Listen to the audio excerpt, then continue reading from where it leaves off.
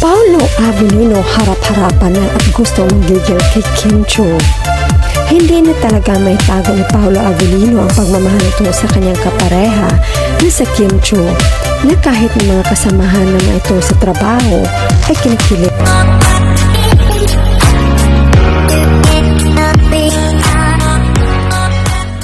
Paolo Avellino harap-harapan na at gusto manggigil kay Kim Chiu.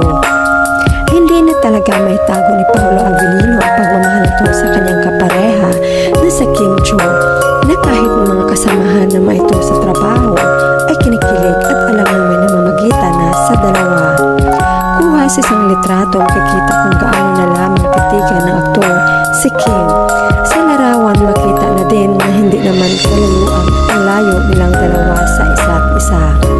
Ayaw niya malayo sa paningin niya ang aktres. Chika naman ang mga kibaitzers.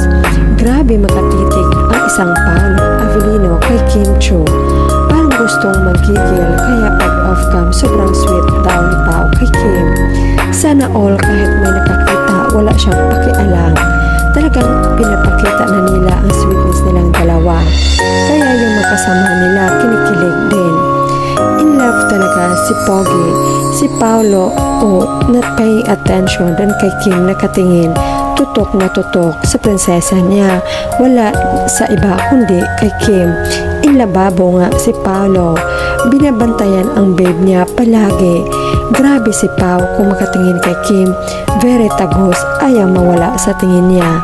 Ganyan naman si Pao sa sobrang in love kay Kim naman, very clingy siya. Takot si Pao mawala si Kim sa paningin niya. Hindi na yan magbago kasi puro sila mabait at humble. Ay Paolo, sarap ang tingin, wag kay Kim. Akala ko ba laging nag-internalize si Paolo sa role niya sa Daalibay? Bakit parang si Kim yata ang ini-internalize niya?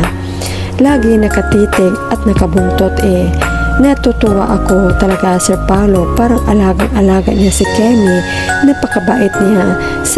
Sana wag kang magbabago. Okay lang daw, hindi si Pagwe nakakain basta andyan si ate ko sa tabi niya lagi. Huwag kay Stella ang tingin, ikaw daw ang mga mag-lead ng prayer. Gutom na si ate ko, Stella.